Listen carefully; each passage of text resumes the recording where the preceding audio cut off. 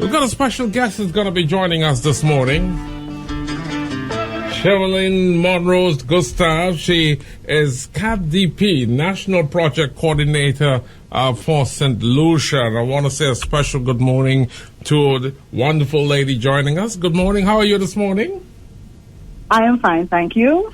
Right. And understand, of course, you're the National Project Coordinator, and we want to talk, of course, about cyber security and cyber crime. There's a public awareness campaign going on. My understanding goes up until March 2026. So let's start off first by letting our listeners know what is CADDP and how does it impact citizens in St. Lucia? Okay, so CADDP stands for the Caribbean Digital Transformation Project, and it is a World Bank-funded initiative which is being implemented in St. Lucia as well as across some other OECS countries like Dominica, Grenada, and St. Vincent.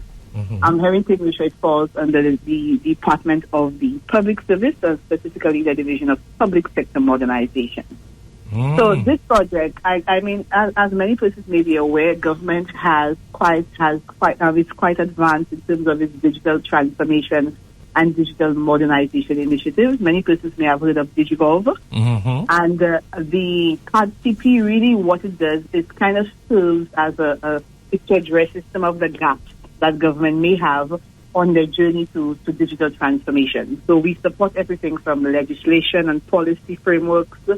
Cybersecurity is a big component under this project. There's a lot of digital skills, development and training. And there's also in terms of institutional resilience, where we look at strengthening government in structures and services like our government data center, business continuity plan, ICT services, etc. So quite a bit happening across various aspects, various components of that digital modernization. You mentioned DigiGov, but there are other projects happening in St. Lucia?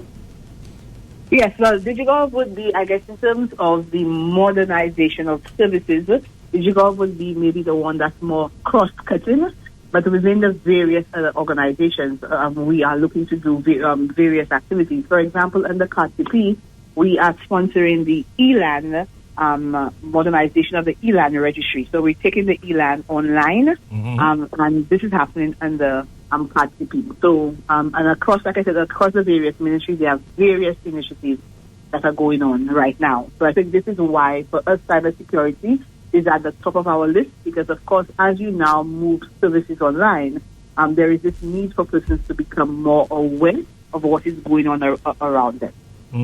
Why is this campaign important, or why it matters? Again, I think it is quite important, because in the past we would have heard that sometimes you would go online or you watch news and you would see all of those cyber attacks, and you see things happening out there. You see the various scams and the impersonation activities, and we hear cyber crime. And really and truly, we saw it as something happening out there. But these are very real, and they're affecting people right here in St. Lucia. Every day we see an increase in terms of citizens receiving, maybe fake messages. We know as recently there was something going on where persons were receiving messages which appear to be from a bank. Persons will receive messages from government offices. Sometimes you go online, for example, on social media, and then you see advertisements of scholarships, etc., being offered by government.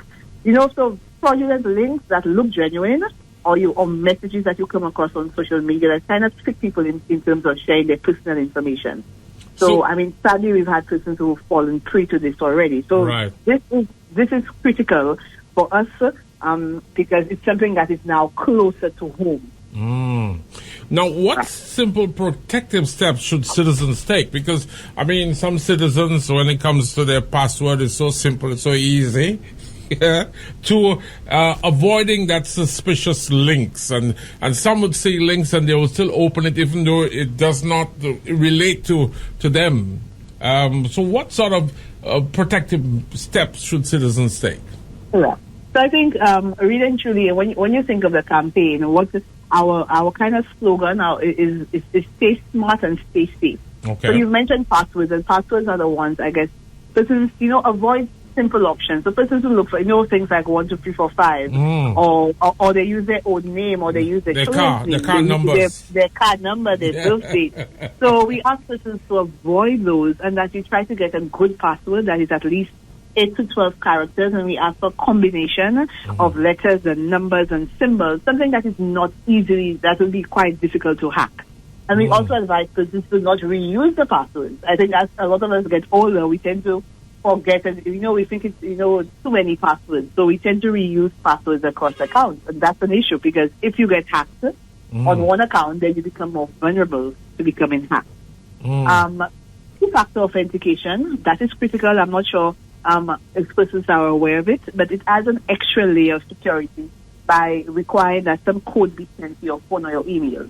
Okay. So you may log into your online banking, and sometimes they would send a verification code to your phone or your email, as opposed to just logging in. So if you have persons would use fingerprints, or they would use face scanning, but some additional step that will allow you to authenticate yourself. So even if someone steals your password, the two-factor authentication makes it a bit harder to access your account if you don't have access, for example, to your fingerprints, or you don't have access to your phone to get the code. So I think that is critical, and it's something that we definitely need to, we recommend that persons implement. You spoke.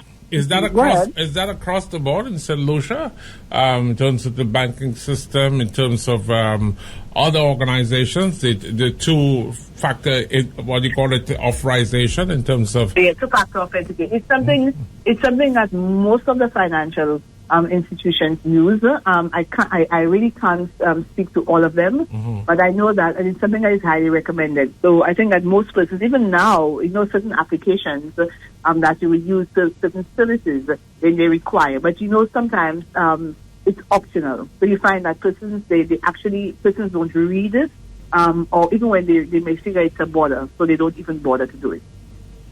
So it's always important that we take our time and we look out for that. But some of them, we recommend that it becomes a mandatory. Where you have financial systems and government systems, etc., then two-factor authentication really should be something that's mandatory. And it's not optional, so that persons do. Updating their devices and their apps regularly. We know that sometimes it can be bothersome. Each time you see you have an update, be it on your computer, be it on your phone, etc., but normally those updates address some sort of security weakness. So I think it's important that we always try to keep our apps or our devices updated.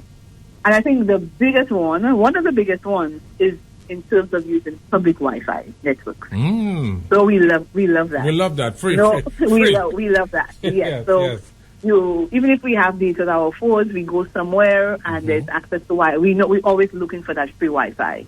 And then you find that when you have free Wi-Fi in public spaces, especially places like airports, for example, as you move towards larger areas, countries outside of St. Lucia, countries in the Caribbean, we always ask persons to just be a bit careful. If you must use it, then we recommend that perhaps you avoid logging onto sensitive accounts, things like your online banking, if you must. If you need to use it, maybe for social media, but just be careful in terms of what you do whilst on the public Wi-Fi, because again, like we said, we're not sure in terms of the level of security that exists out there. So, as well as it's a good thing in terms of giving access to communities and a number of people, it can be dangerous as well. Right. So, like I said, it really depends on who is providing that service, because we know that, for example, with government, etc., we have like the GI net, which is providing public Wi-Fi, but we do ensure that there's a certain level of security built into it. But we cannot attest to all Wi-Fi, all public Wi-Fi. We cannot speak to it. So all we say is just be careful. Okay. And which groups are most at risk, and how is CAD TP supporting them? Okay, so we did a stakeholder consultation across St. Lucia ahead of beginning this campaign, and we've identified persons such as the youth. So we know that the youth always online. The youth now, you've seen persons, kids from 2 and 3 years with tablets as they grow up. They always have their phones in their hands, etc. and access to social media and gaming platforms, etc. And that makes them primary targets because, of course, they may not have that kind of experience to recognize when something is suspicious. So we think that the youth is at high risk. We look at senior citizens as well, and they are targeted because persons maybe for instance would assume that they were less familiar with digital tools. Mm-hmm. So they may pose. You may find they may pose as banks, medical facilities, government officials, or even family members, etc. And pressuring persons into giving up, some sort of personal or financial information. And then we also look at women because we know that women can be targeted for things such as cyber harassment and online stalking, etc., mm-hmm. Which can have some sort of serious toll. So we think that at least the youth, women, and seniors would be most at risk. Mm. It's a big deal, and I want to ask you, of course, as to how people will hear from the campaign. But in terms of the cybercrime, the legislation, it's out there yet, and in terms of the cybercrime legislation for St. Lucia?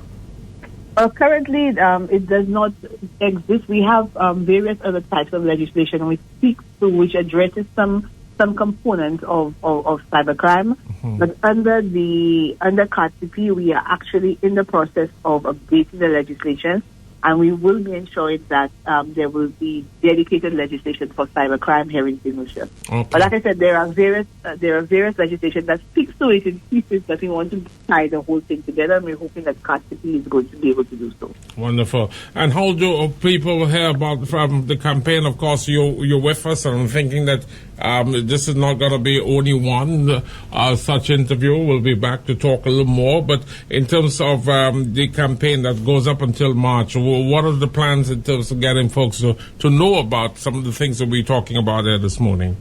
Well, we're hoping to take the campaign and the message everywhere, starting on the radio, we're going on TV.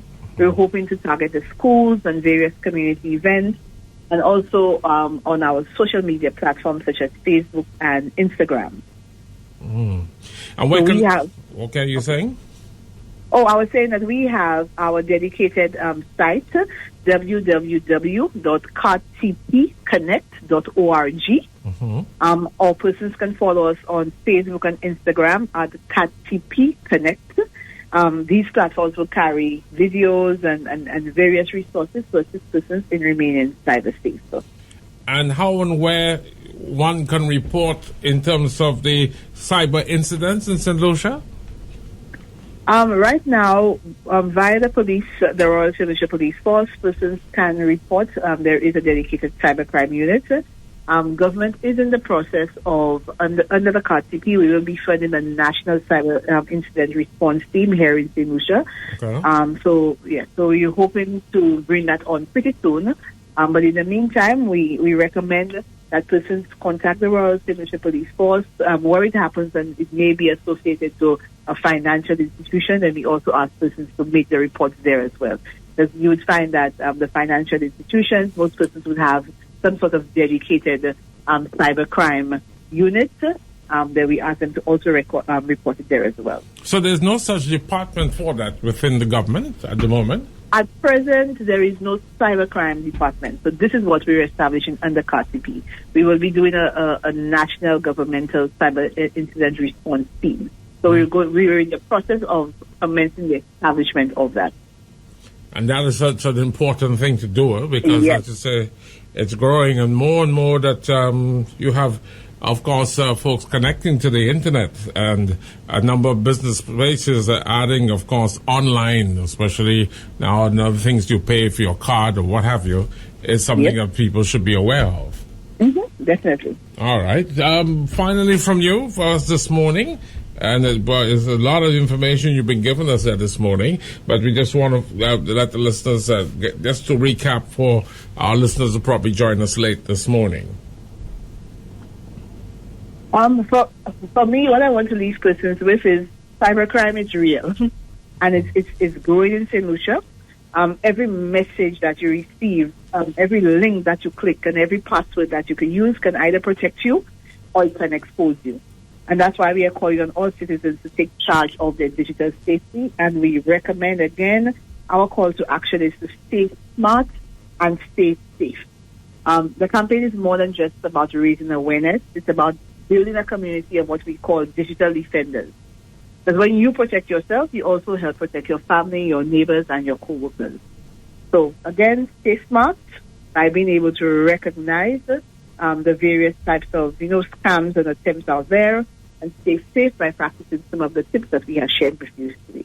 Thank you so much, and such important information. I hope we can do another interview sometime, because there's so much on the cybercrime, and of course what your the CAD DP, that's what it is. I got it right. CAD DP, yeah, is doing, and as you mentioned DigiGov, of course, within the government, but within the private sector as well, in terms of what they're doing for cybercrime and cybersecurity.